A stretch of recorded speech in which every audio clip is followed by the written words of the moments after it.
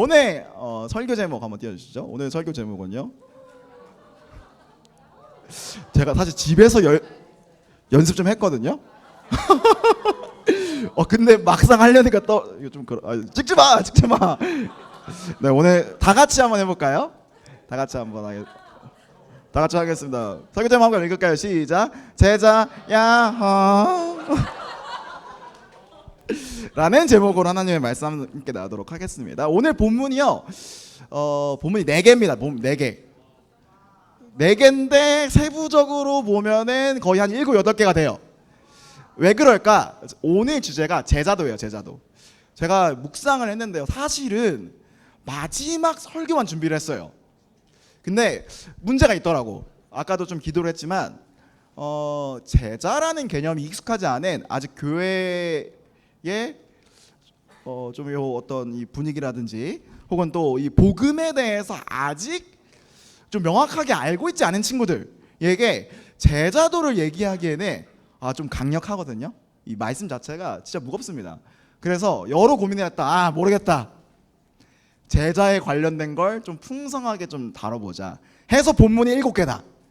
근데 시간이 길진 않을 이런 말을 함부로 하면 안 되죠. 적당히 길 것이다 라는 관점으로 한번 보도록 하겠습니다. 제가 오늘 설교 제목도 제자 야호라고 정했지만 요즘 제 쇼츠에 그만 떴으면 하는 사람이 딱 2명 있습니다. 한 명은요 미남이고요, 한 명은요 릴리예요. 2명이 엄청 뜹니다. 그 제목 다 똑같아. 거제 야호 이거밖에 없고요, 하나는 릴황 딸깍 요거밖에 없다. 근데 저는 이 2사람이 또 여러분도 아마 마찬가지일 것 같은데요. 2사람의 이야기가 사실은 좀 인상적이에요. 미남이도 사실은 자기의 어떻게 보면 얻어 걸린 거잖아요. 그 자기의 어떤 그 감성을 이렇게 이야기했을 때 사람들이 이거 진짜 솔직하다, 꿈이 없다, 이런 거에 좀 반응하는 것 같고요. 릴리 전혀 악의가 없죠. 하지만 사람을 긁히게 하는 재주가 있다.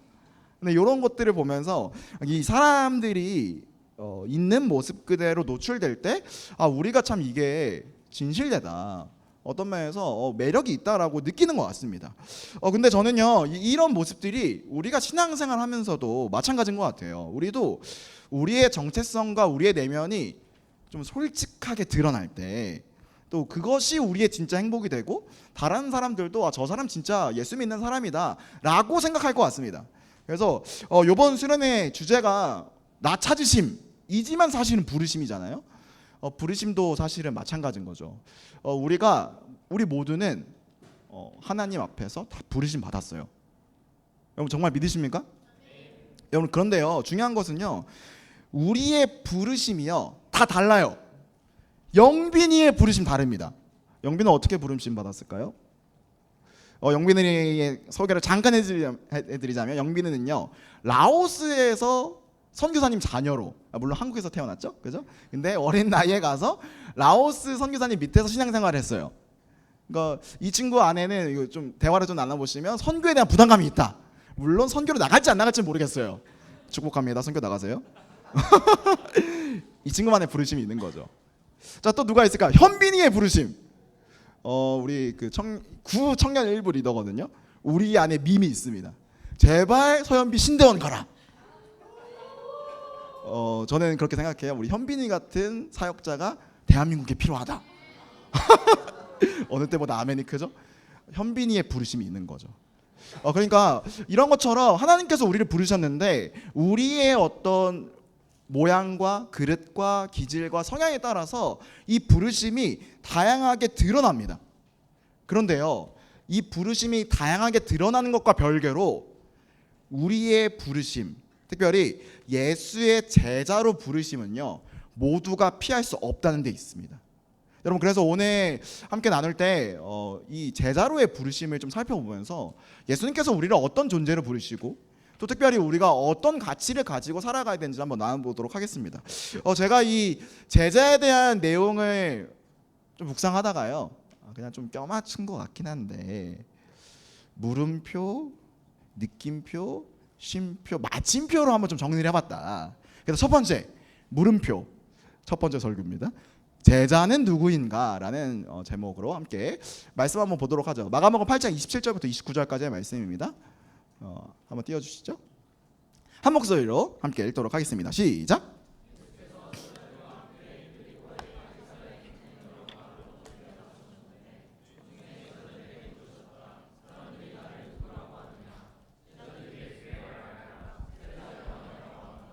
엘리야라고 하는 사람들도 있고 또 예언자 가운데 한 분이라고 하는 사람들도 있습니다. 예수께서 그들에게 물으셨다. 그러면 너희는 나를 누구라고 하느냐? 베드로가 예수께 대답하였다. 선생님은.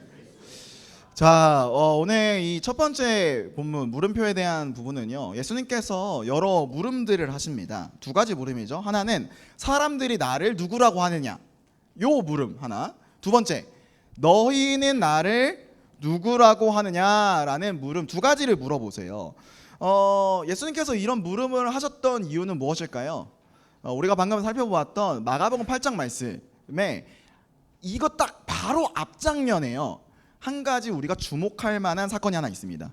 마가복음 8장 22절부터 25절까지의 말씀인데요, 우리 한 목소리로 함께 읽어볼게요. 읽겠습니다. 시작. 그리고 그들은 손을 대주시기를 간청하였다. 예수께서 그 눈먼 사람의 손을 붙드시고 마을 바깥으로 데리고 나가셔서 그 두 눈에 침을 뱉고 그에게 손을 얹으시고 물으셨다. 무엇이 보느냐? 그 사람이 쳐다보고 말하였다. 사람들이 보입니다. 나무 같은 것들이 걸어 다니는 것 같습니다. 그때 예수께서는 다시 그 사람의 두 눈에 손을 얹으셨다. 그 사람이 뚫어듯이 바라보더니 시력을 회복하여, 자, 한 명의 맹인을요, 예수님께서 지금 치유하고 계십니다. 여러분, 그런데 치유하는 장면이요, 좀 독특해요. 자, 어떻게 하십니까? 23절을 보니까 그 안 보이는 사람을요, 일단 마을 바깥으로 데려가세요. 그리고 눈에다가 침을 뱉으십니다. 놀랍습니다. 침을 뱉으시고요, 그걸 물으시는 거죠. 무엇이 보여요? 자, 그런데 24절 보니까 뭐라고 대답하죠? 사람들이 보이는데 나무 같은 것들이 걸어 다닙니다. 이게 저는 이걸 잘 아는데요, 제가 최근에 라식을 했잖아요.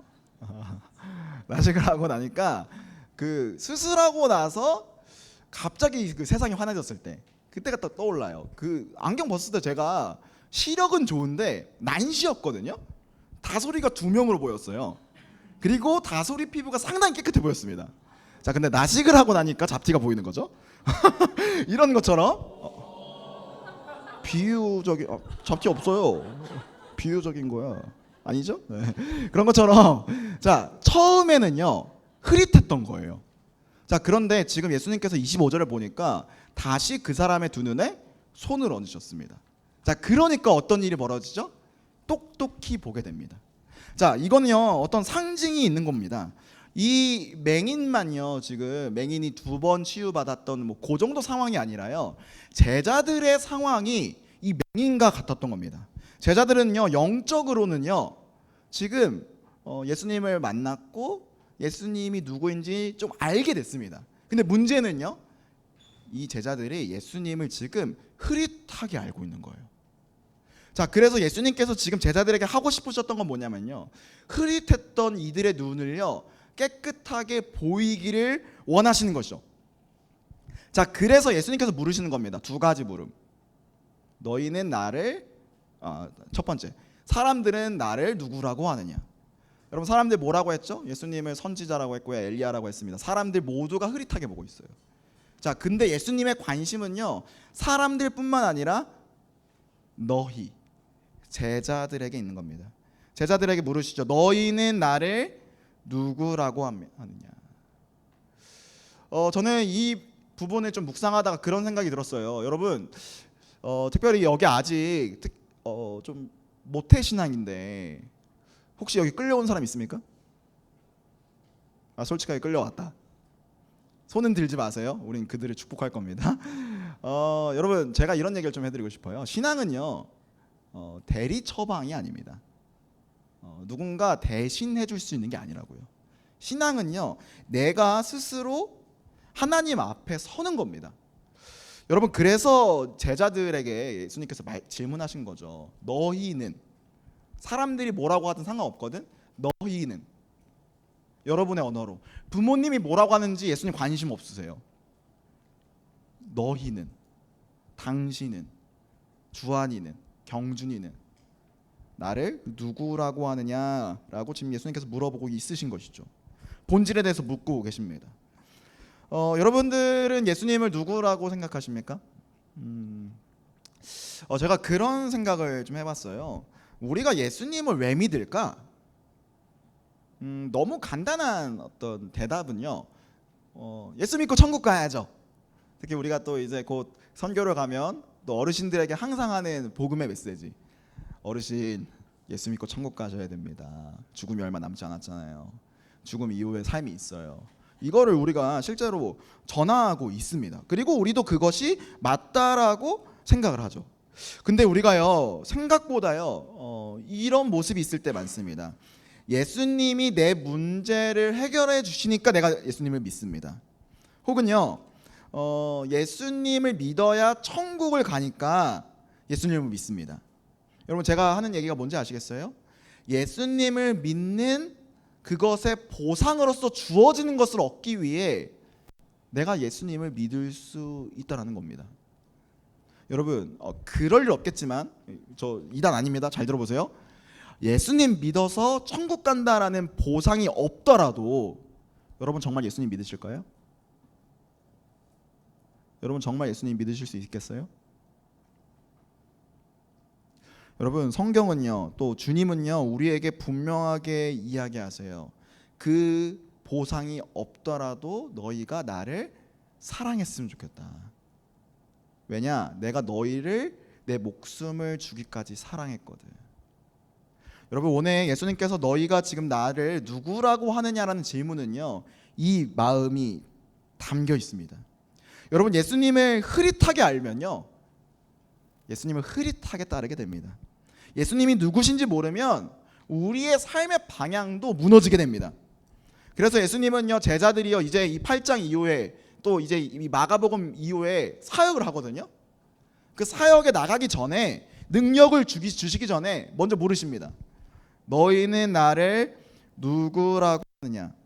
왜냐하면 제자들은요, 결국 내가 누구를 따라가고 있느냐에 따라서 많은 것이 바뀌기 때문인 것이죠. 여러분, 제자는 어떤 사람들일까요? 여러분, 제자 어떤 사람일까요?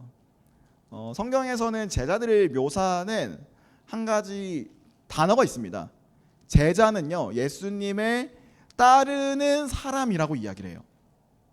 자, 근데 이 제자라는 단어 안에 담겨 있는 단어가 있어요. 이 성경의 원어로 보면 마데테스라는 단어인데요. 한번 따라할까요? 제자는 배우는 자다. 제자는요, 배우는 자예요. 단순히 예수님을 따르는 데서 그치지 않고 따라가는 그 과정을 통해서 예수님에 대해서 배우는 자가 바로 제자입니다. 여러분, 이 배움에는요, 한 가지 전제되는 게 있어요. 배우는 것을 통해서 내가 변화되고 다른 사람이 되어가는 것이죠. 여러분의 인생 가운데 가장 배움이 많았던 곳은 어디십니까? 어디세요? 어디서 많이 배우셨어요? 학교입니다, 학교. 근데 여러분, 학교에서 많이 변하셨어요? 지금 누가 되게 입 가리고 아니요라고 얘기를 했는데요. 그렇죠. 우리 시대의 학교, 제가 지난 주일 설교 때도 이야기했지만 학교가 많이 변질됐잖아요. 그리고 그것 때문에 막 참교육이라는 드라마가 나올 정도로. 여러분, 근데요, 우리가요, 진정으로 배우는 것의 의미는요, 우리가 무언가를 얼마나 갈망하고 있느냐에 따라 다릅니다. 여러분, 그 철학이라는 단어 혹시 아십니까? 영어로 뭐죠? 필로소피. 필로소피의 뜻이 뭔지 아십니까? 지혜를 사랑한다. 여러분, 배움이라는 건 그런 겁니다. 무엇인가를 사랑하는 데 있습니다. 여러분, 예수님을 배운다라는 의미는요, 예수님을 사랑하는 거고요, 예수님을 갈망하고 있는 것이죠. 전 여러분께 좀 묻고 싶어요. 여러분은 예수님에 대해서 배우고 싶으십니까? 혹시 이 가운데에 아직 나는 복음이 좀 와닿지 않아, 나는 이 자리에 솔직히 말해서 끌려왔어, 좀 그런 분들에게 진짜 물어보고 싶어요.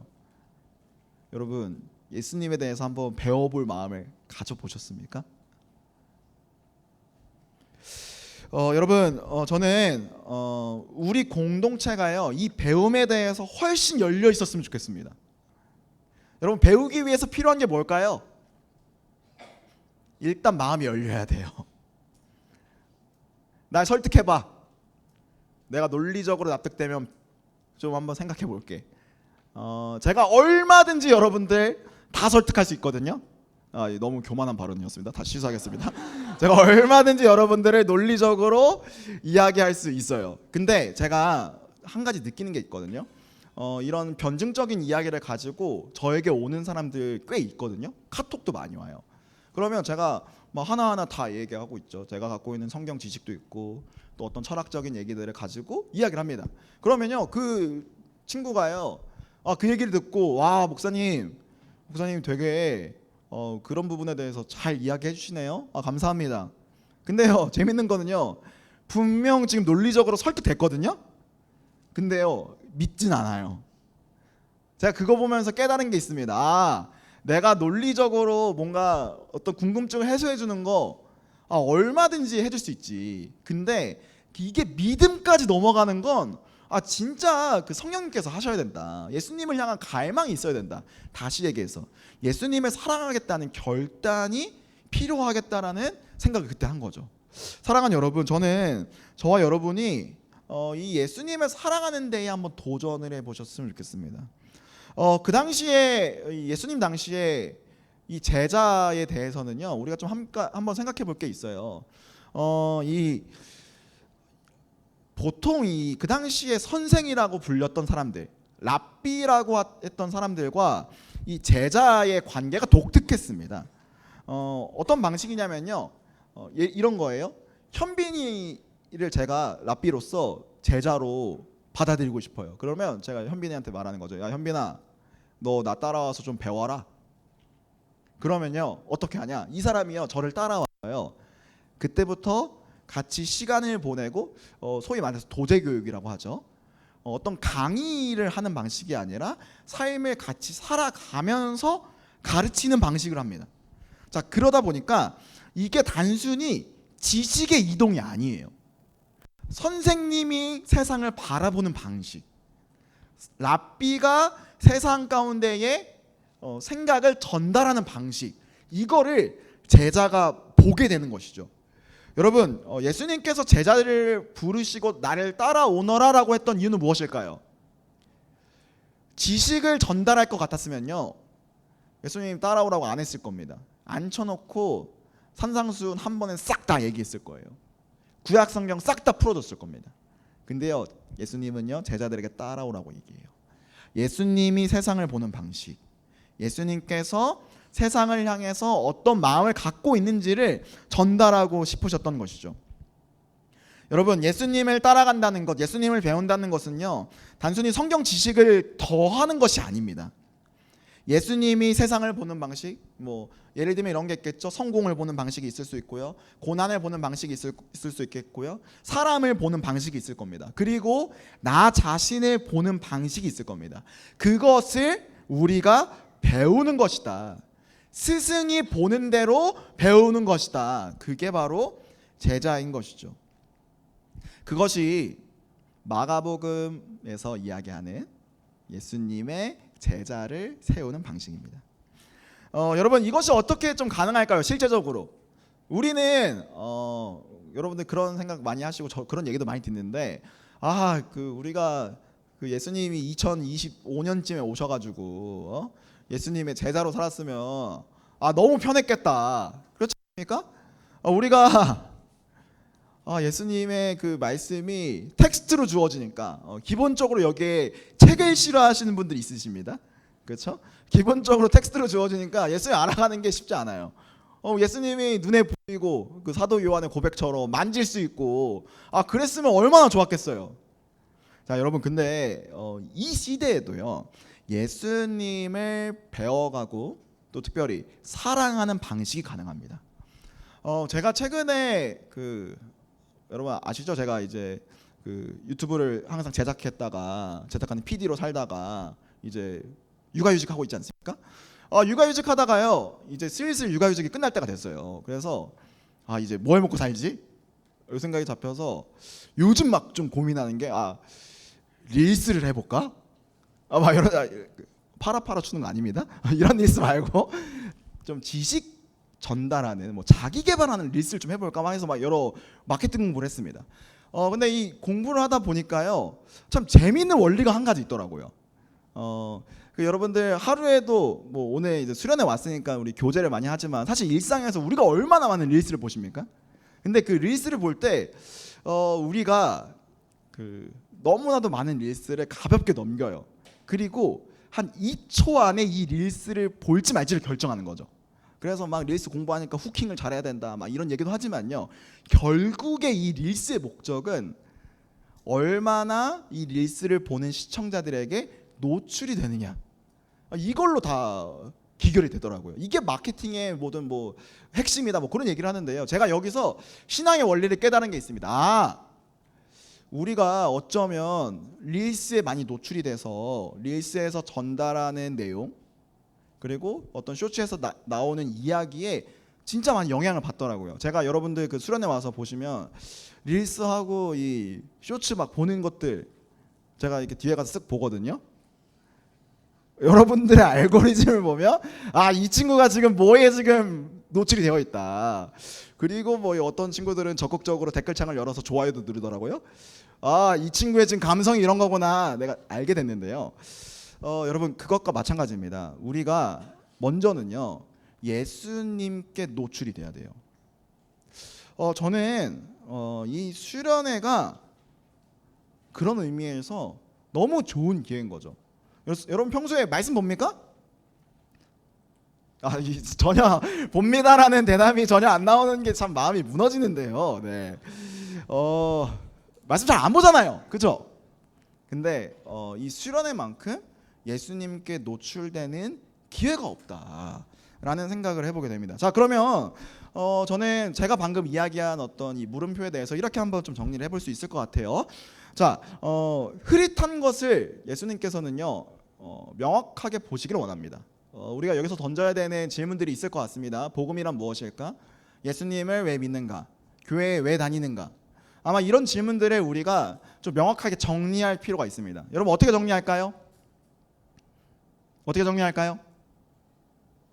이따가 소그룹에 가셨어요. 제가 오늘 설교 때 이걸 다 하면 시간이 좀 촉박합니다. 소그룹에 가셔서 리더랑 먼저 이 대화를 한번 해보십시오. 그리고 나서도 해결이 안 된다. 제가 어제 광고 때 그 얘기했거든요. 요 수련회가 목회자들과 교제할 좋은 기회다. 그래서 어제도요 야식 먹고 이 신앙에 대한 문제를 가지고 몇몇 지체들이 찾아왔어요. 해결 안 되는 사람들 찾아오십시오. 해결시켜 드리도록 하겠습니다. 두 번째 제자는 어떤 사람입니까? 예수님께 배우는 자죠. 배움을 통해서 변화가 되기 때문입니다. 자, 세 번째 배움은요 스승과 제자가 시간을 보내고 스승이 세상을 보는 방식으로 배우는 것이 바로 제자입니다. 자, 결론적으로 여러분께 한번 질문을 해보죠. 여러분 정말로 변화를 원하십니까? 사실 변화되기 싫은 사람 분명히 있거든요. 그렇잖아요. 예수님 믿으면 오늘 이제 그런 얘기 진짜 많이 할 건데 고난에 대해서 또 우리가 견뎌야 될 삶의 무게에 대해서 이야기를 할 텐데 그거 원하지 않는 사람 솔직히 있잖아요. 지금 삶이 너무 평안한 사람 분명히 있다는 거 저 압니다. 여러분 그런데요 예수님은요 오늘 여러분에게 묻고 있어요. 너는 나를 누구로 하느냐? 이 자리에 너는 지금 왜 앉아 있느냐? 여러분 이 질문에 답하기 이전에 찬양팀 나와서 우리 반주 한번 해주시면 좋을 것 같고요. 저는 이것을 우리가 해결하기 위한 우리의 마음 세팅이 좀 필요하다고 생각합니다. 저는 이거를 좀 다르게 좀 표현해서 주님의 임재를 구해야 하는 거예요. 이게 무슨 얘기일까요? 저는 이렇게 좀 표현하고 싶거든요. 진실하게 하나님께 나아가는 거. 오늘 저는 디아코니아 찬양팀과 찬양하는 시간 참 좋았던 게요. 그 가사 하나하나가 참 진실한 고백을 담을 수 있어서 너무 좋았어요. 우리 잠깐 우리 말씀 듣는 거 잠깐 스탑하고 우리 이 시간 좀 주님께 좀 나아가는 시간을 좀 가지려고 하는데요. 우리 공동체에서 정말 많이 나누는 고백이죠. 나의 갈망은 이라는 찬양입니다. 이 찬양을 또 함께 나누면서 우리가 후렴 가사에 그런 게 있어요. 주 얼굴 보게 하소서, 주님을 더 알고 싶습니다. 이 고백이 지금 이 시간 앉아 있는 우리의 고백이 되기를 소망하면서요. 우리 함께 우리 이 찬양의 가사로 함께 나아갑시다. 함께 고백할까요? 나의 갈망은, 나의 갈망은 주께서 날 알듯 나도 주님을 나도 주님을 온전히 아는 것. 나의 갈망은 나의 갈망은 주 날 사랑하듯 나도 주님을 사랑하는 주 얼굴 보게 것. 하소서, 주 얼굴 보게 하소서, 주 얼굴 알게 하소서. 주님의 눈에 비춰진 아름다운 보리. 주 모든 것 주셨으니 주 영상 담기 위하여 나의 모든 것을 주님께 드립니다. 다시 한번 더 고백합시다. 나의 갈망은 나의 갈망은 주께서 나를 주께서 날 알듯 나도 주님을 온전히 아는 것. 나의 갈망은 나의 갈망은 주 날 사랑하듯 나도 주님을.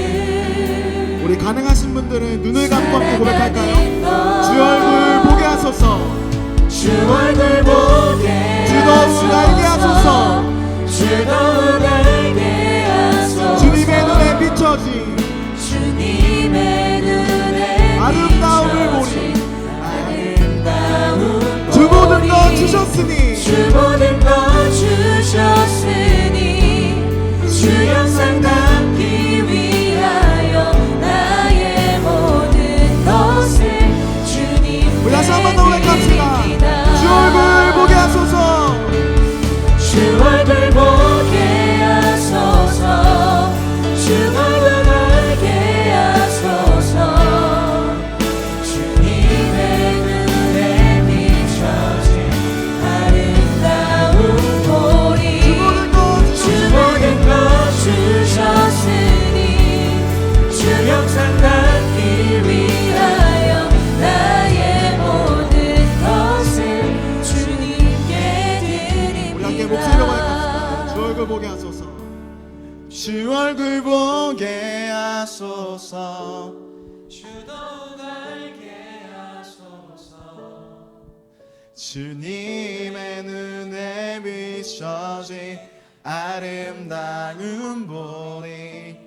주 모든 것 주셨으니 주 영상 담기 위하여 나의 모든 것을 주님께. 우리 한 번 더 우리의 목소리로 고백합시다. 주 얼굴 보게 하소서, 주 얼굴 보게 하소서, 주 더욱 알게 하소서. 주님의 눈에 비춰진 아름다운 보리.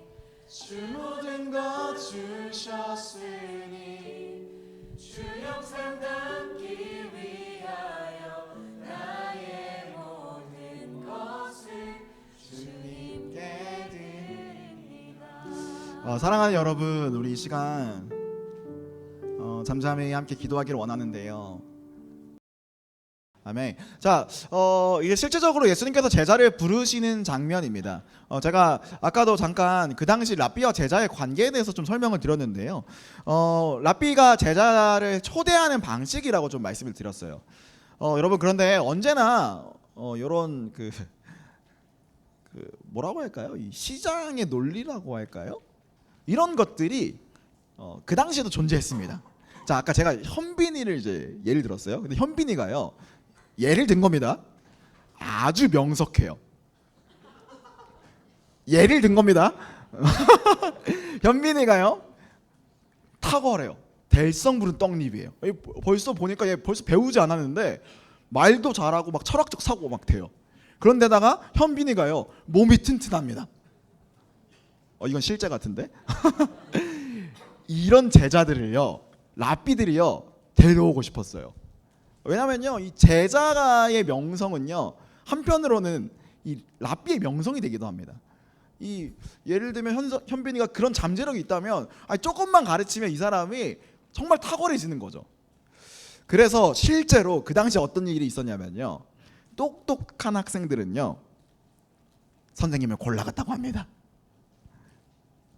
여러분 마치 우리가 요즘에 좋은 학원을 갈 때 테스트를 보잖아요. 어느 정도 수준이 돼야 받는다. 왜 그렇습니까? 학원에서 얘가 될성 부른 떡잎이고 결과를 내야 학원 현수막에 붙일 수 있지 않습니까? 이런 상황들이 실제로 있었던 것이죠. 자, 그런데 예수님은요, 놀랍게도 예수님의 12제자 하면요, 어떤 사람을 데려와야 될까요? 명석하고 똑똑하고 그리고 마음문이 열린 사람을 데려와야 했을 겁니다. 자, 그런데 오늘 우리가 이 본문을 보니까요, 저 오늘 본문은 뭐 다양한 기적도 있는데 조금 초점을 좀 날카롭게 좀 해볼게요. 예수님이요, 똑똑하거나 마음이 열려 있는 사람을 부르신 게 아니라는 거죠. 저는 여기서 희망을 봅니다. 어떤 희망일까요? 우리가 예수님의 제자로 살아가기에 부족할 수 있어요. 그리고 마음의 준비도 안 됐어. 나는 오늘 이 말씀이 들릴 때 적극적으로 듣지 않겠다. 이런 사람들도 예수님이 지금 부르시고 있다라는 것이죠. 여러분 오늘 부르심을 받는 이 베드로, 또 안드레, 뭐 야고보, 요한 이런 어부들은요, 예수님의 제자로 부르심을 받는 걸 생각을 해봤을까요? 일단 기본적으로 이 사람들을요, 우리가 뭐 그렇게 표현하잖아요. 성경 읽을 때 이 사람들 하층민이었다 이렇게 생각을 하는데요. 제가 요번에 이 설교를 준비하면서 자료를 찾아보니까 다른 설이 있더라고요. 이들은 하층민이 아닙니다. 실제로 요한은요 상당히 부자였대요. 그래서 집에 배도 많고 부리는 하인도 많았어요. 그리고 결정적으로 이 당시에 이 로마 그리스 사회에서는요 소고기보다 물고기가 더 비쌌습니다.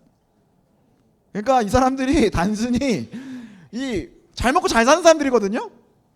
근데 예수님께서 오셔서 나를 따르라고 했던 것이죠. 저는 이 사람들이 처음에 무슨 말도 안 되는 소리 하고 있어, 내가 당신 따라서 뭐 하는데 였지만, 오늘 본문을 보니까 예수님께서 그들의 배에 올라오셔서 말씀을 전하셨을 때 그들의 인생이 송두리째 변하게 된 것이죠. 저는 그래서 이들이 지금 예수님을 따라가는 건 모험이라고 생각합니다. 여러분, 예수님을 따라가는 건 어떤 면에서 모험이에요. 왜 그럴까요? 자, 우리 11절 말씀을 한번 함께 읽어보도록 할게요. 읽겠습니다. 시작. 그들은 자, 모든 것을 버려두고 예수를 따라갔다. 여러분, 이게 가능한 일이라고 생각합니까? 제가 이 말씀을 좀 묵상하다가 좀 생각해 보니까, 혹시 예수님께서 나에게 이런 질문하셨으면 나는 뭘 버려야 되지? 첫 번째 버려야 되는 게 가족이더라고요. 저의 사랑스러운 아내와 새벽기를 버려야 돼. 지금 새벽이가 아픈데 새벽이를 위해서 기도 좀 해주세요. 새벽기를 버려야 돼. 지금 막 열이 안 떨어진대. 내가 그래서 걱정이 좀 많은데 그 애를 버려야 돼요. 첫 번째. 두 번째 뭘 버려야 될까? 제가 아끼는 게 뭘 있을까 생각을 해보니까 이 자리에 있는 맥 스튜디오를 되게 아끼더라고요. 맥을 다 버려야 돼. 최근에 또 차를 뽑았거든요. 차를 버려야 돼. 여러분 이것들 다 버리고 예수님 따라갈 수 있겠습니까? 여러분 지금 예수님께서는요 단순히 지금 제자들을 부르실 때 그냥 가볍게 와서 너 배우고 떠나 이 정도가 아니라요 모험으로 부르고 계신 겁니다. 여러분 이 모험을 통해서 이 제자들이 겪게 되는 일은 무엇일까요? 10절 말씀입니다. 함께 읽어보도록 하겠습니다. 시작. 또한 세베대의 아들로서 시몬의 동료인 두려워하지 말라. 이제부터는 너는 사람을 낚을 것이다. 사람을 낚는 어부로 낚을 것이다. 뭔 소리야 이게? 사람을 낚을 것이다라고 부르셨습니다. 자, 근데 이것과 똑같은 본문인 우리가 조금 더 좀 디테일하게 보면 마태복음 4장 19절에 이렇게 적혀 있어요. 우리 함께 읽어보겠습니다. 시작. 예수께서 그들에게 말씀하셨다. 자, 예수님께서 제자들을 어떤 사람으로 부르신다고요? 사람을 낚는 어부. 이게 뭐 그냥 뭐 다른 사람 막 우리 막 이게 그런 표현 있잖아요. 막 기사 같은 거 막 낚시질 한다. 막 그런 막 사람 속이고 막 이런 개념이 아닙니다. 사람을 낚는다라는 것은요. 생각보다 조금 더 좀 무거운 삶의 무게를 갖고 있습니다. 이것의 그 근원이 되는 이 구약의 배경이 있는데요. 예수님께서 사람을 낚는다라는 그 표현을 쓰신 이유가 예레미야 16장 16절에 나옵니다. 우리 한번 띄워주시죠. 함께 읽겠습니다. 시작. 내가 많은 어부를 보내서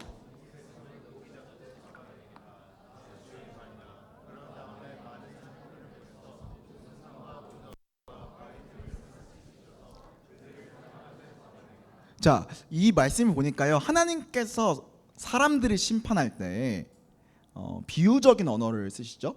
많은 어부를 보내서 그 백성을 잡아내겠대요. 그러니까 심판이라는 게 어떤 면에서는 나쁜 의미도 있습니다. 그렇죠? 죄가 드러나는 거 그리고 구원에 대한 이야기도 있죠. 자, 요런 배경 안에서 예수님께서 구약적인 의미를 가져와서 사람을 낚는 어부가 된다라고 이야기를 하시는 거예요. 근데 이 부분을 우리가 조금 더 디테일하게 보면요. 원어 그대로 이것을 좀 이야기하면요. 사람을 낚는다라는 것은요. 그 사람이 결정하게 하는 거예요. 여러분 이해가 되십니까? 무슨 얘기입니까? 사람을 낚는다. 그 사람 결정하게 한다. 무슨 얘기예요? 하나님을 믿도록 혹은 예수 그리스도를 따르도록 결정하게 도와주는 사람이 바로 사람을 낚는 어부라는 것이죠. 여러분 예수님을 믿는 것은요. 어떤 면에서 결정에 가깝습니다. 내가 예수님께 내 삶을 드리겠어. 내가 예수님이 내 삶의 주인인 것을 내가 믿겠어. 결정하는 것이죠. 사람을 낚는 어부는 어떤 사람입니까? 예수님께 그 사람이 삶을 드리도록 결정하도록 도와주는 사람. 이게 바로 사람을 낚는 어부라는 것이죠. 여러분 이게 얼마나 무거운 일이에요? 제가 종종 그런 생각을 해요. 이거 뭐 실제적인 얘기니까 뭐 나눠볼게요. 우리가 이렇게 우리 공동체로 이렇게 살아가다가 종종 교회를 떠나는 친구들이 있습니다. 제가 그 친구들에 대한 부담감이 어마어마합니다. 사실. 그러니까 사실은 죄송해요. 제가 주로 기도하는 사람들은요 교회를 떠나간 사람들이에요. 왜 그럴까요? 그 사람들 막 데려와서 우리 공동체 사람 많아지는 걸 보려고? 아니요. 이들이 교회를 떠났을 때 진짜 얘네가 구원받을 기회가 평생 있을까? 내가 그거 놓쳐버린 거 아닌가? 그러니까 그 사람이 진실하게 하나님 앞에서 결정할 수 있도록 도와줬어야 되는데 내가 그거 놓쳐버린 거 아닌가? 그런 부담감이 엄청 와요. 그래서 기도하고 카톡을 보내요. 3년째 읽지 않습니다. 포기하지 않아요. 또 보내요. 답장하든지 말든지. 읽지 않아요. 아마 차단이 된 거겠죠? 여러분 이런 무게감을 지금 예수님께서 제자들에게 원하신 것이죠. 여러분 제자들이 예수님을 따라가는 것, 사람 낚는 어부가 되는 것은요 엄청난 모험입니다. 여러분 이 모험에 동참할 준비가 되셨습니까? 아마 이 얘기를 하면 안 됐다라고 속으로 하실 거겠지만 놀랍게도 오늘 말씀의 첫 번째, 예수님께서는요 준비가 되지 않았던 베드로와 안드레, 야고보, 요한을 부르셨습니다. 이 길에 동참할 마음이 없던 이들을 부르셨어요. 여러분 이것이 예수님께서 여러분을 부르시는 의미입니다. 예수님은 능력 있는 사람, 마음이 열린 사람만 부르시는 게 아니에요. 예수님을 사랑하고 그를 따라가기로 원하는 모든 제자들을 부르십니다. 이 부분에 대해서는 내일 아마 배 목사님께서 사명자에 대해서 나눠주시면서 이야기하실 텐데요. 저는 내 인생의 모험이 뭐가 있을까를 생각해 보면 결정적인 게 하나 있더라고요. 목사가 되기로 한 것은 엄청난 모험이다. 여러분 저는요 여러분 잘 아시겠지만 대문자 J입니다. 네. J 한 70 이렇게 나오거든요. 물론 저희 집에 있는 저희 아내는 J가 100이 나와요. 그래서 그 앞에서는 제가 P지만 어쨌든 제가 J거든요. 저는 인생의 계획을 쉽게 바꾸는 걸 별로 선호하지 않습니다.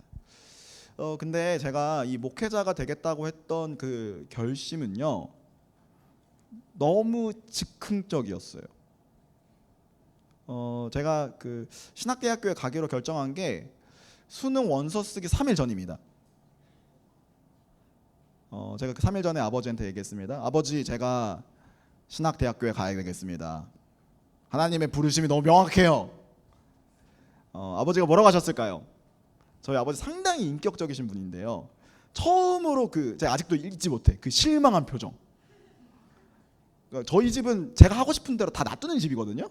근데 처음으로 아버지가 그건 아닌 것 같다라고 이야기를 하셨어요. 그래서 제가 뭐라고 대답했을 거예요? 아닙니다. 그게 맞습니다라고 얘기했어요. 아버지가 잠깐 시간을 달라고 하시더라고요.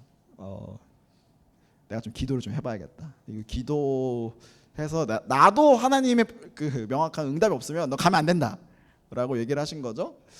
결과가 어땠을까요? 아버지가 응답을 받으셨어요. 왜 받으셨죠? 그래서 제가 여기까지 왔습니다. 근데요, 제가 그때 좀 생각을 하면서 이게 이 하나님의 부르심이라는 게 나는 사실은 전 이런 건지 몰랐어요. 특히 이제 사역을 하면 할수록 목회자가 이런 건지 이제 좀 알게 됐거든요. 이걸 19살 때 알았다면 절대 하지 않았을 텐데. 그런 생각이 좀 드는 것이죠. 근데요, 제가요, 요 과정을 통해서 깨달은 게 있습니다. 이 모험이라고 했잖아요. 내가 여기에 삶을 맡길 때 하나님께서 하고 싶으셨던 일이 분명히 있다는 걸 깨달았어요. 여러분 제가 만약에 목회자로 부르심을 안 받았다면 저와 여러분들이 만날 수 있었을까요? 제가 어떤 생각도 하냐면요. 내가 그 목회자로 부르심을 안 받았다면 내 아내를 만났을까? 왜냐면 제가 아내 교회에서 만났거든요. 그런 생각을 해보게 되는 것이죠. 자, 그러면서 제가 깨닫게 되는 건 이 모험이라고 생각했던 그 하나하나에 하나님의 계획이 섬세하게 있다는 걸 깨달았습니다. 사랑하는 여러분, 오늘 이 제자로 부르심은요, 하나님께서 이 모험으로 우리를 초대하는 건데요, 이 모험으로 초대의 한 가지 특징이 있어요. 하나님께서 책임지시겠다는 거예요. 예수님께서 제자들 그냥 부르신 거 아니거든요. 야, 너 내 끝까지 책임져. 이 마음으로 부르신 겁니다. 우리의 이 연약함 가운데서도요, 하나님은요, 또 주님은 일하고 싶어 하십니다. 이것들이요, 오늘 이 말씀을 듣는 여러분에게도 동일했으면 좋겠어요. 분명히 여러분들 복음적으로 사는 것에 대한 고민이 아마 있는 분도 있고 없는 분도 있겠지만 어떤 분도 있으실 겁니다. 근데 그때요, 도전하는 것을 여러분에게 저는 추천드립니다. 그 도전을 할 때 하나님께서 책임지시거든요. 우리 이 시간 우리 그 마음을 가지고 함께 또 찬양하고 기도했으면 좋겠는데요. 하나님의 부르심이라는 찬양이죠. 이 찬양에 보면 그런 말씀이 있어요. 나의 부르신 뜻 내 생각보다 크고 날 향한 계획, 나의 지혜로 측량할 수 없다. 그리고 결론, 가장 좋은 길로, 가장 완전한 길로 오늘도 나 이끄시고 계신다. 여러분, 이 가사들을 기억하시면서 여러분, 주님이 오늘 여러분 부르고 계십니다. 우리 그 마음을 가지고 함께 찬양하면서 나아갑시다. 하나님의 부르심에는, 하나님의 부르심에는 후회하심이 없네. 내가 이 자리에 선 것도 주의 부르심이. 하나님의 부르심에는, 하나님의 부르심에는 결코 실수가 없네. 나를 부르신 하나님의 진실하심을 믿네. 작은 나를 부르신, 작은 나를 부르신 뜻을 나는 알 수 없지만 오직 감사와 순종으로 주의 길을 가리라. 때론 내가 연약해져도 주님 날 도우시니 주의 놀라운 그 계획을 나는 믿으며 살리. 고백합시다. 날 부르신 듯, 날 부르신 뜻 내 생각보다 크고 날 향한 계획 나의 지혜로 측량 못하나. 가장 좋은 길로 가장 완전한 길로 오늘도 날 우리 한번 더 고백합시다. 날 부르신 듯, 날 부르신 뜻 내 생각보다 크고 날 향한 계획 나의 지혜로 측량 못하나. 가장 좋은 길로 가장 완전한 길로 오늘도 날 이끄시네. 우리 시간 우리 함께 기도하기를 원하는데요. 네, 좋습니다. 우리 세 번째, 우리 쉼표에 대해서 나눠볼 건데요. 이 쉼표, 주님이 제자를 다루신다라는 내용입니다. 여러분 가이드북 다 갖고 계십니까? 제가 본문이 좀 길어요. 그래서 이걸 다 읽는 건 좀 시간상 너무 좀 그럴 것 같고, 가이드북 다 펴셔서 새 본문 마가복음 4장 35절부터 41절, 마가복음 6장 45절부터 53절까지, 그리고 마가복음 8장 13절부터 21절까지 한번 한 3분 정도 드릴게요. 한번 쭉 한번 읽어보시고, 그리고 재밌는 장면이 있습니다. 이 본문들의 공통점이 있어요. 제가 이따 물어볼 거거든요. 맞추는 사람에게 치킨 드리도록 하겠습니다. 자, 읽어보도록 하겠습니다. 스타트! 4장부터 8장은요, 예수님께서 그 제자들을 부르시고요, 특별히 여러 기적들을 행하세요. 근데 특별히 이 마가복음의 좀 특징은 예수님께서 기적이나 가르침을 하실 때 길에서 하십니다. 일단 길에서는요, 가르침보다는 기적을 많이 보여주세요. 자, 그리고 나서 이 4장하고 8장의 재밌는 부분은요, 가르침을 주시는 공간이요, 배입니다. 배.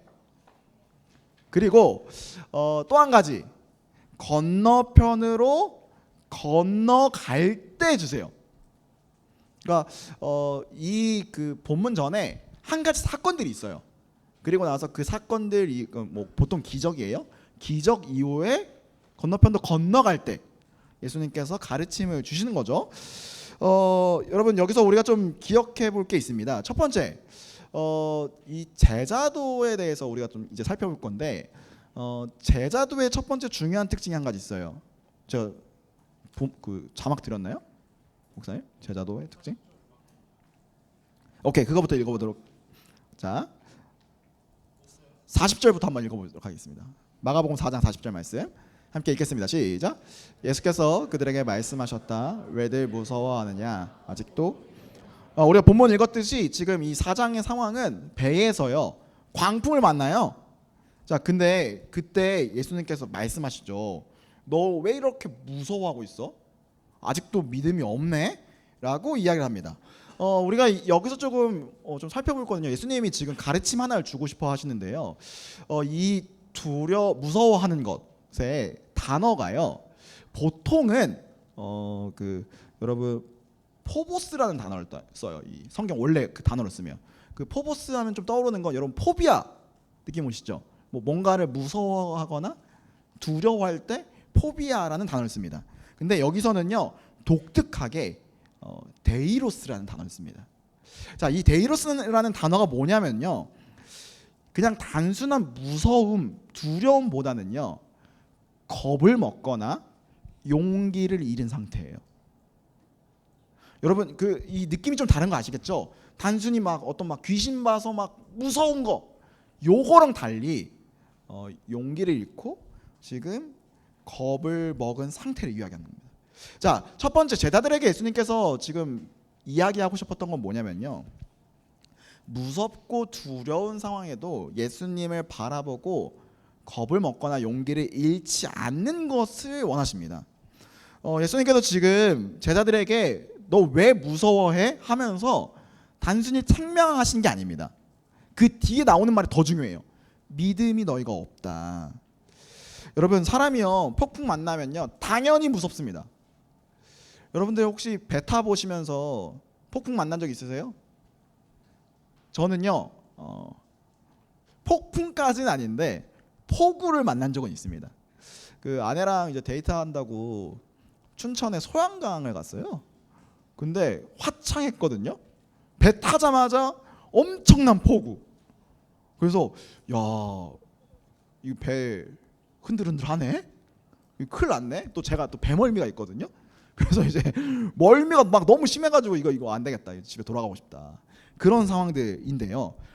여러분 사람이 폭풍 만나면 무서운 거 당연한 겁니다. 그런데 이 믿음은요 무서운 상황에서도 너 아무 감정 없어도 돼, 무서움 겪지 마를 이야기하는 게 아니에요. 믿음은요 무서운 상황에서조차도 이 배 안에 누가 계신가를 보는 거죠. 지금 제자들이 겁을 먹고 용기를 잃었을 때 그들이요 지금 파도를 보기 때문에 겁먹고 용기를 잃은 겁니다. 그들이 봐야 되는 건 누굴까요? 배 안에 함께 계신 예수님을 봐야 하는 것이죠.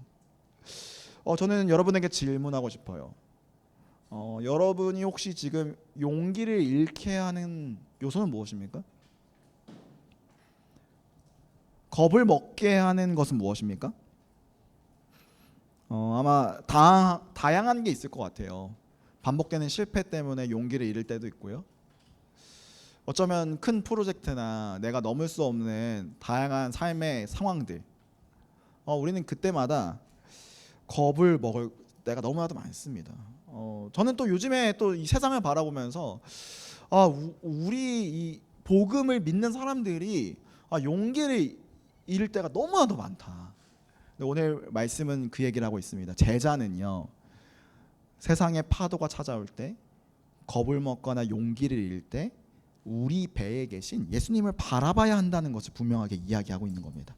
이게 첫 번째 제자의 삶은요 예수님을 바라보는 삶이다라고 생각을 해볼 수 있을 것 같아요. 자, 두 번째 제자도의 중요한 특징이 있습니다. 우리 이건 한 목소리 한번 읽어볼까요? 함께 읽겠습니다. 시작.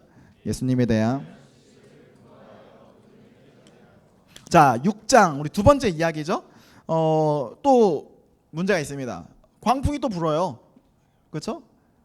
큰 제자들이 배 타고 가는데 광풍이 또 부는데 문제가 있죠. 이번에는요 예수님이 배에 계셔요, 안 계셔요? 안 계셔요. 네. 근데 지금 예수님께서 어떻게 하시죠? 파도를 이제 거치고 바다 위를 걸어서 주님께서 오시면서 문제가 해결되는 장면입니다. 여러분 저는 이 부분에서 좀 재밌는 포인트를 봐요. 이미 제자들이 한번 겪은 일 아닙니까? 4장에서. 그런데요 이런 표현이 좀 그런데 제자들의 학습 능력이 지금 의심이 좀 되는 그런 상황인 것이죠. 그런데 예수님께서는요 이런 제자들에게 이렇게 말씀하십니다. 우리 50절 말씀 함께 읽겠습니다. 시작. 그를 보고 모두 놀랐기 때문이다. 그러나 예수께서 곧 그들에게 말씀하셨다. 예수님께서 먼저는요 위로하고 계십니다. 너희 지금 내가 배 안에 없으니까 무서웠지? 내가 그거 다 안다. 자, 그런데 여기서 우리가 한 가지 주목할 거는요 51절 말씀이에요. 51절 말씀 함께 읽어보겠습니다. 시작. 그리고 제자들이 몹시 놀랐다. 여러분 여기 사실 성경이요 제가 뭐 종종 얘기하지만 한글 성경 너무 점잖아요. 이거는요 미쳤다는 단어예요. 제자들이 미쳤다. 멘탈이 가루가 되어버렸다. 뭐 이런 얘기거든요. 여러분 그 이유가 무엇입니까? 자 52절 말씀. 제자들이 놀라고 미친 이유가 있습니다. 읽겠습니다. 시작. 그들은 빵을 먹이신 기적을 깨닫지 못하고 마음이 무뎌져 있기 때문이다. 여러분 우리가 이걸 보면서 한 가지 좀 알 수 있는 게 있죠. 지금 이 6장에 또다시 광풍을 만나기 전에 제자들이 경험한 게 뭐예요? 성경 지식이 있는 분들 아실 겁니다. 오병이어 사건을 경험하십니다. 모르시는 분들이 있어서 제가 말씀드리면 5천 명의 사람들이 모였어요. 예수님 말씀 듣기 위해서. 근데 이 사람들이 시간이 지나니까 배가 고픈 거예요. 그래서 예수님께서 어떤 기적을 보여주냐면요. 빵 5개와 물고기 2마리로 5천 명, 남자만 5천 명이고요. 아마 거기에 한 10,000명에서 15,000명 정도 모여 있었을 겁니다. 그 사람들이 다 먹이셨어요. 여러분 제자들이 그것을 경험했습니다. 그러면 이 정도 경험했으면 제자들의 마음 가운데 있어야 되는 게 뭐예요? 예수님 진짜 전능하신 분이다. 예수님이 우리의 인생의 진짜 유일한 왕이고 책임지실 만한 분이다라는 걸 깨달아야 되는 거죠. 자 그러면요 예수님께서 그 광풍 가운데 물 위로 걸어오셨을 때 제자들의 반응은 무엇일까요? 아 예수님 정도라면 이 물 위로 걷는 거 충분히 하실 수 있지. 요 마음이 들었어야 하는 겁니다. 여러분 그런데요 제자들은요 그것에 대해서 미쳐버리고요 멘탈이 깨져버리고 완전 놀란 상태. 여러분 왜 그럴까요? 제자들에게 없었던 게 있습니다. 예수님에 대한 기대가 없었어요. 여러분 제자들은요 지금 사건을 경험했습니다. 기적을 경험했는데요 그 의미는 깨닫지 못했고요 기적은 보았지만 그것을 행하고 계신 예수님을 본 게 아니에요. 그들이요 이 기적을 통해서요 오병이어 사건을 통해서요 떡을 손에 들었습니다. 그런데 그 떡을 주시는 분이 어떤 분인지는 지금 깨닫지 못했다는 것이죠. 여러분 그래서 이 제자들에게 필요한 건 무엇이냐? 예수님에 대한 지식을 근거하여 그분을 기대하는 것이 필요하다는 겁니다. 여러분 종종 우리는 이런 생각을 해요. 예수님에 대한 기대가 너무 없어서요. 내가 교회는 다니고 오랜 기간 신앙생활을 하지만 내 삶의 변화가 없을 때를 발견합니다. 그렇지 않습니까? 여러분들 여기 우리 모태신앙으로서 진짜 오랜 기간 20년 이상 교회 다니신 분들 진짜 많을 텐데요. 내가 변화되지 않는 모습들 상당히 많이 발견합니다. 그때요 우리는요 두 가지의 모습이 나타나죠. 하나는요 이런 거죠. 나는 안 돼. 그렇지? 아이 뭐 교회 오래 다녀봤다 뭐 별거 없지 뭐 나 다 아는데 뭐 이거 뭐 그냥 내가 지금 주일에 교회 오고 속으로 오는 거 정도로 나 좀 훌륭하지 않나? 요런 마음에 빠질 때가 있습니다. 다른 하나가 있습니다.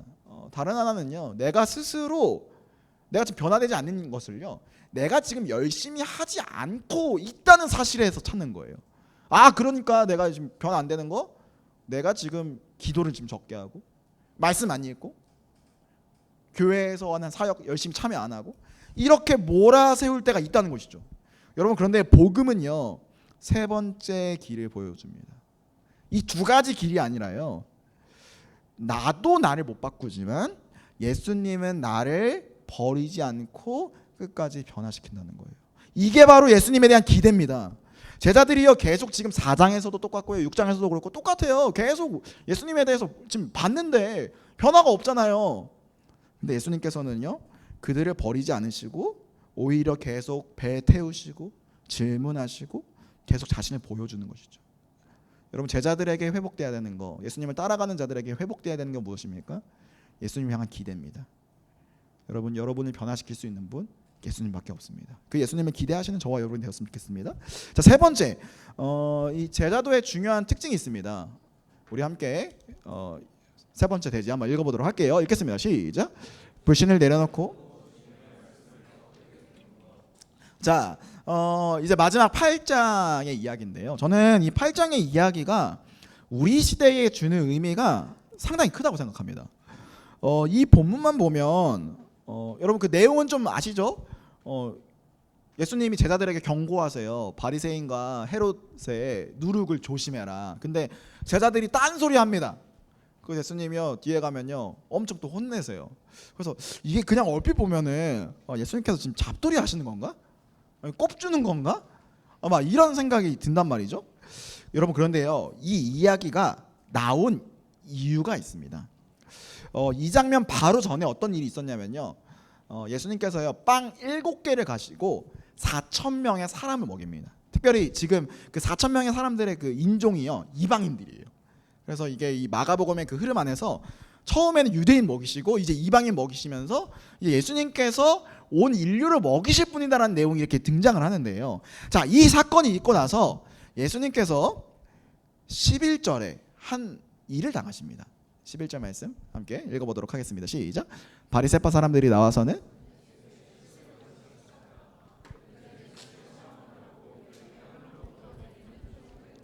자, 누가 지금 시비를 걸고 있죠? 바리새파 사람들. 이 사람들이 보기에는요 이방인을 이렇게 먹이는 거 좀 불경한데? 야, 너 진짜 하나님의 아들 맞아?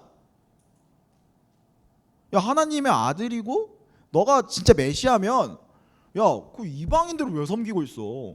유대인들 섬겨야지. 이렇게 지금 시비를 걸고 있다는 겁니다. 어떤 면에서 이건요 예수님에 대한 불신, 거기서 오는 반응인 것이죠. 자, 그래서 예수님께서 지금 말씀하고 계신 거예요. 우리 15절 말씀입니다. 함께 읽어보도록 하겠습니다. 시작. 예수께서 제자들에게 경고하여 말씀하셨다. 너희는 주의하여라. 바리새파 사람의 누룩과 헤롯의 누룩을, 자, 뭐를 조심하라고요? 바리새인과 헤롯의 누룩. 그러니까 이 누룩이라는 게요 비유적인 표현이에요. 작은 그 빵에 효소라고 하죠. 이 효소를 딱 넣으면 이걸 통해서 막 빵이 이렇게 나는 것처럼 그 바리새인들과 그 헤롯 사람들의 예수님을 향한 불신이 하나만 주어져도 너희가 마음이 온전치 못할 수 있다. 그러니까 너희는 그 누룩을 조심하라고 이야기를 하십니다. 자, 그런데요 제자들의 반응이 이렇습니다. 16절 말씀. 제자들은 서로 수군거리기를 우리에게 빵이 없어서 그러시는가 보다라고 이야기를 합니다. 여러분 예수님은요 제자들이 그 5,000명 먹이실 때나 4,000명 먹이실 때 제자들을 야 너희 야 이것도 못해? 이렇게 능력 없음을 나무라신 적이 없어요. 근데 예수님께서요 나무라시는 표현 포인트가 있습니다. 그게 뭐냐? 17절 말씀.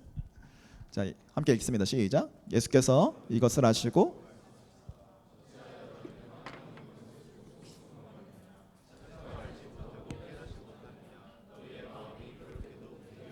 예수님께서 나무라시는 포인트는요 우리의 마음이 무뎌졌을 때, 예수님께 온전한 반응으로 나가지 못하는 우리의 마음의 경각심을 주시는 거죠. 자, 그래서 18절 말씀 이렇게 이야기하십니다. 함께 읽습니다. 시작. 너희는 눈이 있어도 보지 못하고 귀가 있어도 듣지 못하느냐. 자, 예수님께서 물으시는 겁니다. 야, 너희가 눈으로 직접 봤잖아. 야, 너희 나의 음성을 실제로 들었잖아. 심지어 지금 방금 전에 너희에게 기적을 보여줬잖아. 얘들아, 왜 불신하고 있니?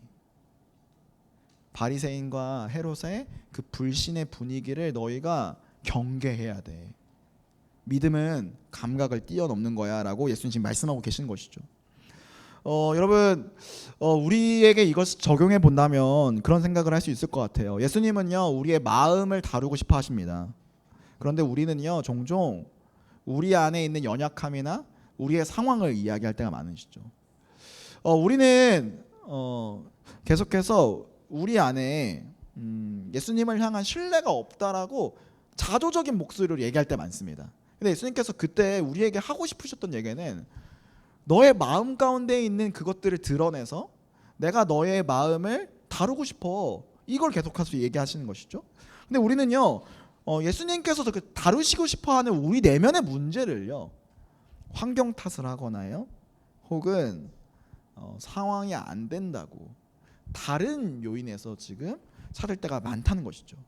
여러분, 그래서 오늘 이 이야기가 의미하는 건 이겁니다. 제자는요, 의심하는 사람이 아니라 의심보다 예수님의 말씀에 근거를 두는 거예요.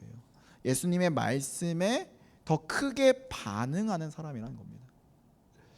오늘 예수님께서 제자들에게 하고 싶었던 말씀이 바로 이것인 것이죠. 자, 우리에게 있는 실제적인 문제가 있습니다. 오늘 제가 마가복음 4장부터 8장을 이렇게 살펴보면서 아마 세 가지 정도로 정리가 될 것 같아요. 4장에서는요, 겁을 먹거나 용기를 잃는 문제. 아마 여러분에게도 그런 부분들이 있을 겁니다. 두 번째, 예수님에 대한 기대가 없는 문제. 세 번째, 예수님의 가르침을 불신하거나 예수님을 신뢰하지 못하는 문제가 우리 가운데 있습니다. 여러분, 주님은요, 지금 그것을 다루고 싶어 하십니다. 여러분, 잠깐 시간을 드리도록 하겠습니다. 우리 내면에 있는 이 부분들을 좀 보면서 이 세 가지 중에 나의 신앙에 있어서 가장 문제가 되는 지점이 무엇일까 한번 나눠보도록 하겠습니다. 스타트. 가급적 소그룹 혹은 소그룹은 나누면 시간이 오래 걸리니까 한두 사람 짝지어서 두세 사람 짝지어서 한번 나눠보시면 좋을 것 같습니다. 시작. 네, 좋습니다. 남은 내용들을 우리 소그룹에서 더 나눠주시고요. 우리의 실존적인 어떤 문제들이 좀 담겨있는 또 이야기를 좀 나눴습니다. 자, 그럼 우리 마지막입니다. 우리 결국 오늘 이 얘기를 좀 나누고 싶어서 좀 다양한 이야기들을 좀 했는데요. 우리의 마음이 주님께 열려야 하고 또 주님을 사랑하는 것이 배움이라고 했죠.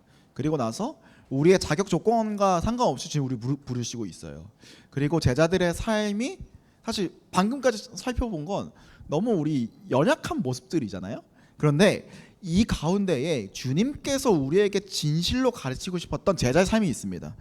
그것이 바로 마침표, 제자가 가야 할 길, 십자가의 길, 영광의 길이다 이야기인데, 우리 마태복음 34장 8장 34절부터 37절 우리 한 목소리로 함께 읽겠습니다. 시작. 그리고 예수께서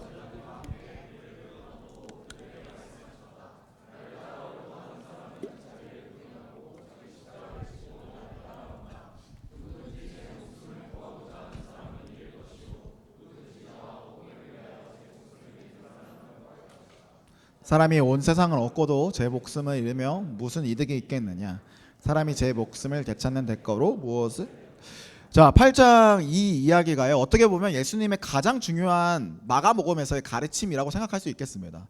우리가 처음에 읽었던 본문 기억하세요? 예수님께서 질문하셨죠. 사람들이 나를 누구라고 이야기하고 너희는 나를 누구라고 하느냐.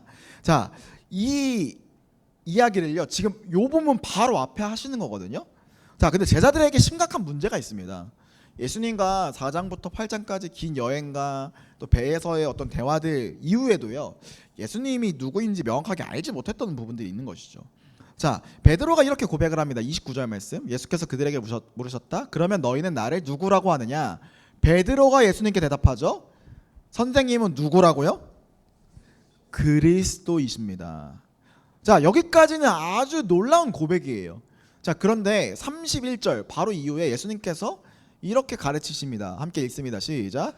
그리고 예수께서는 인자가 반드시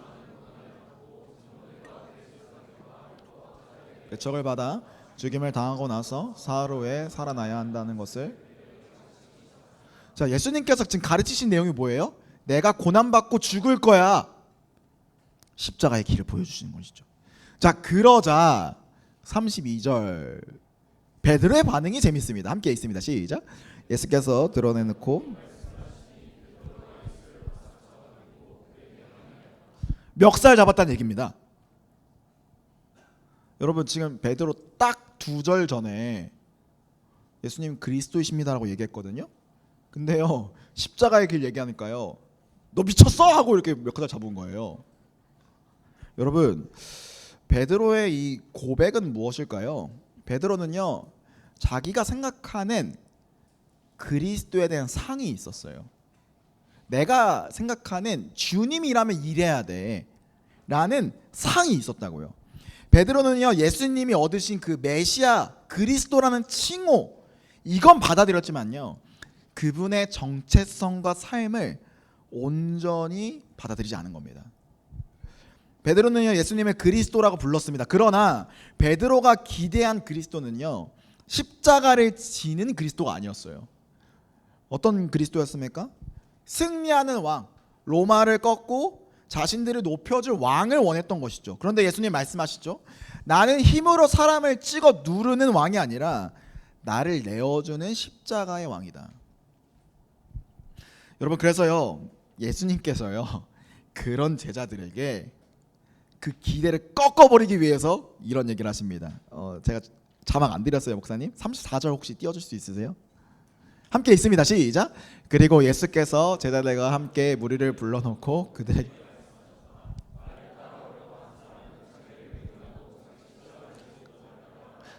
자, 나를 따라오는 사람, 너희가 진정으로 원하는 그리스도는 어떤 자야? 자기를 부인하는 자고요, 자기 십자가를 지고 나를 따라와야 한다라고 이야기합니다. 여러분에게 이게 어떻게 좀 들릴까요? 성준, 자기를 부인한다, 십자가 진다 하실 수 있겠어요? 뭐라고요?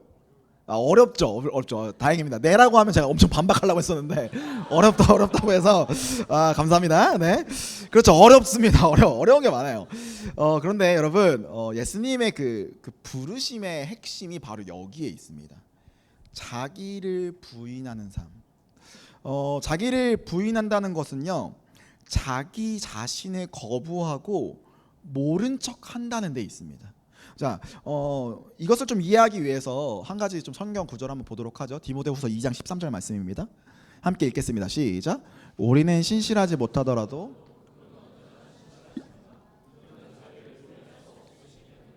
자, 디모데후서 2장 13절은요, 하나님은 자기 자신을 부인할 수 없다라고 이야기합니다. 여러분, 이게 무슨 말일까요? 하나님은요, 자신의 성품과 다르게 행동하실 수 있는 분이 아니라는 거예요. 자, 이거를 좀 뒤집어서 이야기를 해볼게요. 우리에게요, 이 이야기가 보여주는 한 가지 사실이 있어요. 자기를 부인하는 것은요, 단순히 행동을 수정하거나 나는 내가 아니야, 이거 갑자기 홍명보가 떠오르네요. 나는 나를 버렸습니다, 요 정도 이야기가 아니라고요. 여러분, 자기를 부인하는 것은요, 존재의 중심이 바뀌는 겁니다. 다시요. 자기를 부인하는 것은요, 나의 존재의 중심이 바뀌는 겁니다. 여러분, 우리의 본성은 어떻죠? 나를 지키고 싶고요, 나를 높이고 싶고, 나를 세상의 중심에 두려고 합니다. 자, 그런데 지금 예수님께서는 뭐라고 얘기하죠? 그 중심에 두려고 하는 그 마음, 그것을 내려놓으라고 이야기합니다. 여러분, 어떤 면에서 우리가요, 자기 자신을 부인하는 건 우리의 본성과 상당히 배치되는 이야기예요. 여러분, 우리의 본성은 어떻습니까? 고난과 죽음을요, 어떻게 해서든지 피하고 싶어요. 그뿐만입니까? 우리의 모든 관심사는요, 세상의 중심이 바로 납니다. 근데 예수님은 이것에서 벗어나야 된다는 거죠. 예수님을 따르는 것은요, 우리의 본성과 맞지 않습니다. 여러분, 생각보다 예수님 따르는 거 쉬운 거 아니에요. 힘든 거 맞아요. 예수님을 따르는 것은요, 예수님을 세상의 중심에 두는 겁니다. 여러분, 자기를 부인한다는 것은요, 나를 미워하라는 뜻이 아니에요. 자기 혐오가 아닙니다. 내 감정, 내 꿈, 내 인생을요, 쓰레기처럼 여겨, 이 얘기가 아니라는 거죠. 자기를 부인한다는 것은요, 내가 내 삶의 주인이다라는 이 거짓 왕자에서 내려오라는 것입니다. 내 삶의 중심이 내가 아니라 예수님이 된다라는 것이죠. 자, 예수님께서는요, 첫 번째 나를 따라올 때 자기를 부인하라고 하셨어요. 그리고 두 번째 뭐를 이야기하시죠? 십자가를 지라고 이야기하십니다. 여러분, 십자가 지는 게 뭘까요? 요즘에는 좀 그런 거 안 하죠. 제가 이제 어릴 때 주일학교에서 꼭 여름 성경학교 때 했던 게 있어요. 숲에서요, 그 조금 막 골짜기 같은 데를 막 어떤 미션을 막 통과해서 가. 그리고 마지막 미션 십자가 엄청 큰 십자가 만들어 놓은 거 있잖아요. 그거를 들고 이게 골짜기로 올라가야 돼. 그리고 결정적으로 나무 못으로 절 박아요. 이제 한 사람이 있으시죠? 그죠? 예. 실제로 그런 걸 좀 합니다. 그래서 예수님의 고통이 이런 겁니다. 이런 것들을 이제 체감했던 우리도 그거 한번 할까? 여기 광림수도 그 고단의 길 있던데. 네. 안 할게요. 네. 자, 십자가를 지는 것은요. 이렇게 단순히 육체적인 고통을 받으라는 게 아닙니다. 성경은요. 십자가를 지는 것이 역설적으로 영광의 길로 나아가는 것이라고 이야기합니다. 여러분 십자가는요. 단순히 인생에서 오는 모든 고통을 이야기하지 않습니다. 십자가는요. 예수님을 따르기 때문에 선택하는 길인 거죠.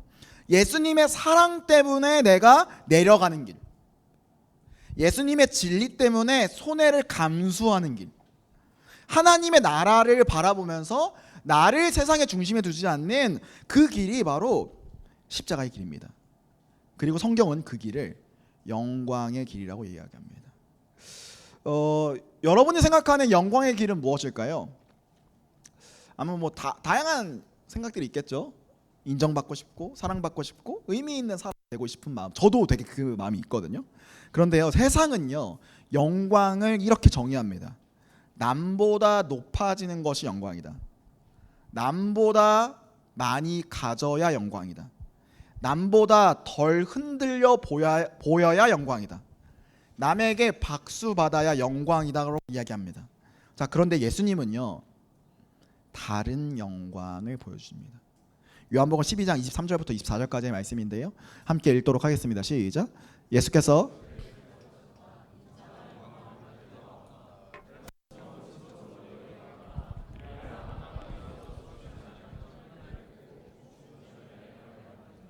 예수님께서 영광 받을 때가 언제입니까? 십자가의 길이죠. 자, 그것을 통해서 예수님께서 이야기하세요. 밀알 하나가 땅에 떨어져 죽지 않으면 한 알 그대로 있고 죽으면 열매를 많이 맺는다. 무슨 얘기입니까? 내가 한 알의 밀알이 되어서 십자가의 길을 가면 그 결과 열매를 많이 맺는데요. 다시 이야기해서 생명이 살아나는 일이 있다라는 것이죠. 예수님에게는요 영광은요 예수님에게 영광은요 나를 높이고 나를 보존하는 데 있지 않습니다. 자기를 내어주는 것, 높아짐이 아니라 낮아짐이에요. 남을 밟고 올라가는 방식이 아니라 남을 살리기 위해서 자신을 내어주는 방식이 바로 예수님의 영광인 것이죠. 여러분, 그래서 십자가에서요 예수님이요 어떤 분인지 드러납니다. 그런데 우리에게는 문제가 있죠. 여러분, 이 십자가의 길을 가는 게 너무 어렵습니다. 자기를 부인하는 거, 십자가를 지는 거, 여러분 정말 가능할까요? 여러분, 이 십자가를 묵상하면서 우리가 기억해야 되는 포인트가 하나 있습니다. 십자가 때문에 생명이 살아나고 있다는 것들을 기억해야 됩니다. 저는 여러분에게 좀 묻고 싶어요. 여러분의 인생 가운데 뭐가 가장 중요합니까? 뭐가 가장 중요하세요? 저는요 생명이었으면 좋겠어요. 우리가 삶을 막 열심히 살아가다 보면요 우리 뭐 때문에 이렇게 열심히 노력하고 뭐 때문에 이렇게 매일 분투하고 계시죠? 그 목적을 잃을 때가 참 많습니다. 우리 뭐 잘 알잖아요. 돈 많이 벌어서 윤택하게 되는 거, 이게 성경적으로 혹은 우리 신앙생활 하는데 물론 필요하긴 하지만 이게 삶의 중심이 되면 좀 아니라는 거 우리 솔직히 다 알잖아요. 근데 저는 그것보다 더 한 발자국 나갔으면 좋겠다는 거죠. 우리 인생에 진짜 중요한 가치가요 생명에 있었으면 좋겠습니다. 왜 그럴까요? 예수님께서 생명을 살리기 위해서 자신의 생명을 내어주셨기 때문인 것이죠. 예수님 안에서요 우리의 연약한 자아가 무너지고 생명을 살리는 참된 자아가 살아나기 때문인 것이죠. 저는 그래서 이렇게 좀 적용을 해보고 싶습니다. 여러분, 관계에 있어서 여러분 예수님의 제자라면요 자기 부인하고 십자가를 져야 됩니다. 어떻게 질 수 있을까요?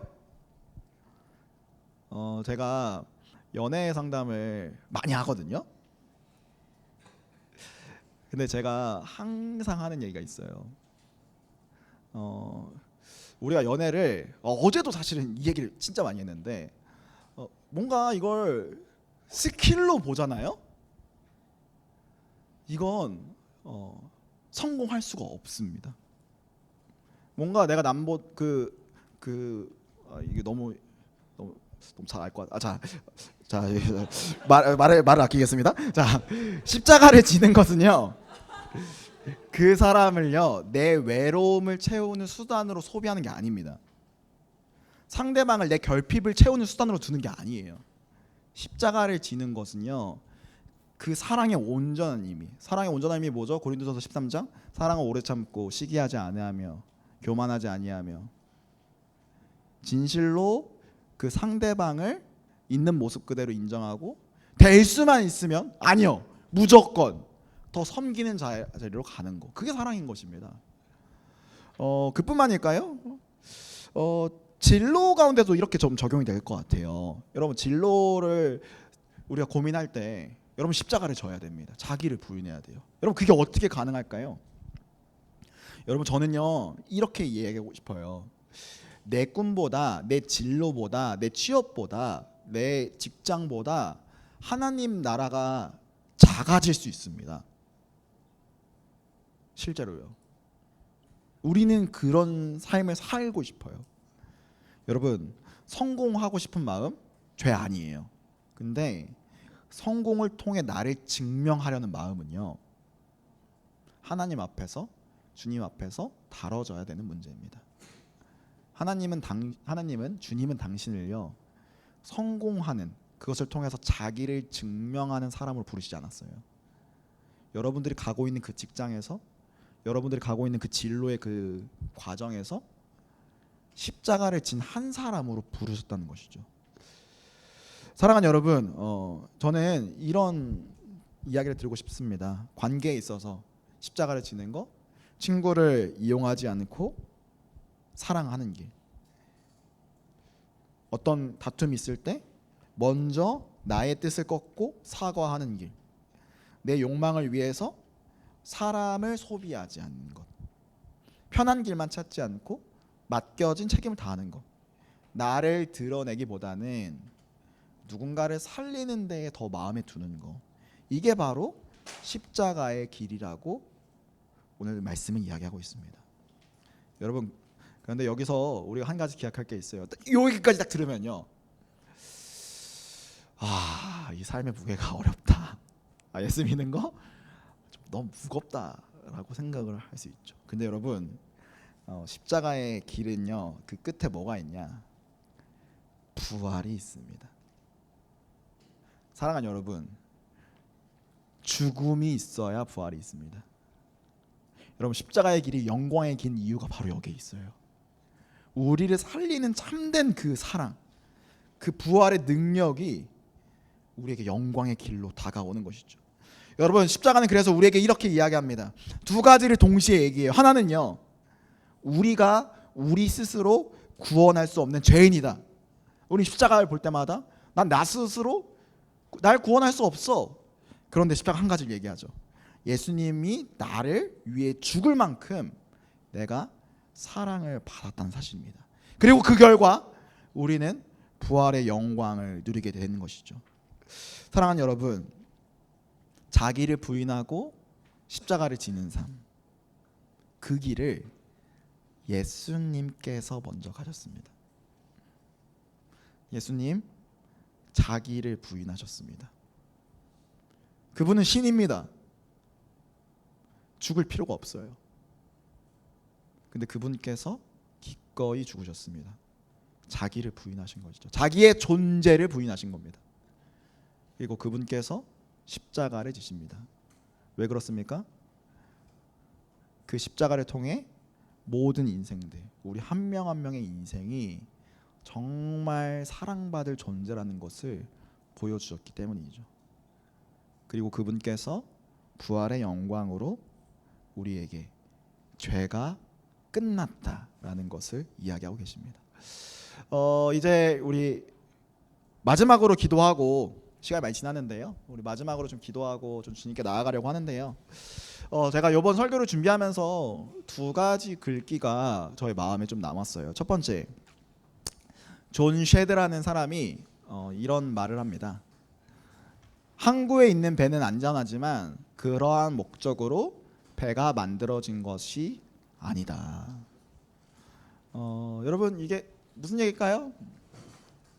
예수님께서 우리를 부르신 목적이 있는 거죠. 예수님께서 우리 제자로 부르셨을 땐 분명 목적이 있습니다. 요게 좀 한편으로는 저에게 좀 도전이 됐고, 그치, 우리를 제자로 부르신 이유가 있지. 저 되게 편하게 살고 싶었거든요. 그러니까 최근에 뭐 어떤 마음이 있냐면, 복음이 주는 자유가 너무 좋아서 그 좋은 이 마음, 편안한 이 마음을 유지하고 싶은 거예요. 이 복음이 주는 이 충만함 유지하고 싶으니까 역설적으로 자기를 부인하지 않더라고요. 십자가를 지지 않더라고요.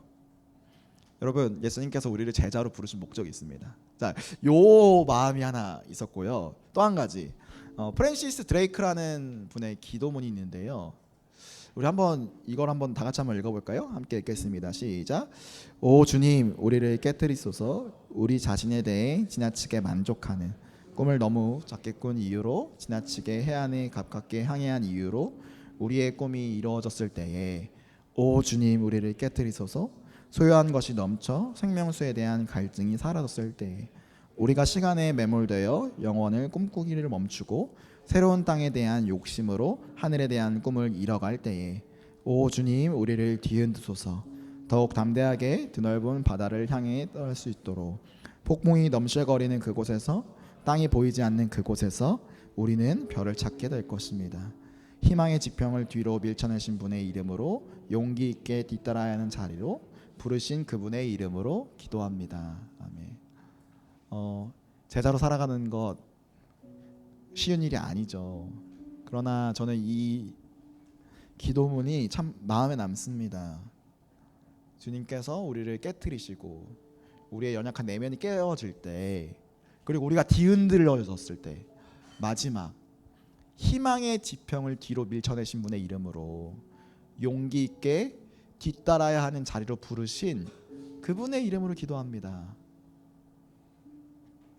우리는 그리스도라는 별을 찾게 될 것이죠. 사랑하는 여러분, 오늘 참 제자도에 대한 너무 많은 이야기를 나눴어요. 근데 저는 결론은 하나라고 봅니다. 주님이 가신 길을 우리가 따라가자. 그게 어쩌면 신앙생활의 전부일 수도 있겠다. 그런 생각을 해보게 되는 것이죠. 저는 이 길에 여러분을 초청합니다. 여러분, 우리 공동체로서 함께 걸어갑시다. 저도 이 길 가려고 너무 노력할 거고요. 저도 끝까지 이 길이 내 삶의 전부다라고 고백하고 싶어요. 근데 저는요, 여러분들이 그 길에 함께 했으면 좋겠어요. 저 혼자 가는 길이 아니라 우리가 함께 가는 길. 우리 그 마음 가지고 함께 우리 찬양하고 기도했으면 좋겠는데요. 우리 아까 우리 첫 찬양 때 함께 나눴던 그 찬양의 가사가 사실 오늘 이 마지막에 나눴던 이야기가 다 담겨 있습니다. 우리 함께 우리 그 가사를 묵상하면서 또 이 찬양의 자리로 나아갑시다. 주가 걸어가신, 주가 걸어가신 그 길은 수치와 피 흘림의 길, 죽어야 할 영혼을 살리려 순종으로 걸으셨네. 주가 나를 부르신, 주가 나를 부르시네. 영광의 길로, 영광의 길 따르라 하시네. 그 갈등하던 삶의 자리에서 순종으로 함께 고백합시다. 따라가리.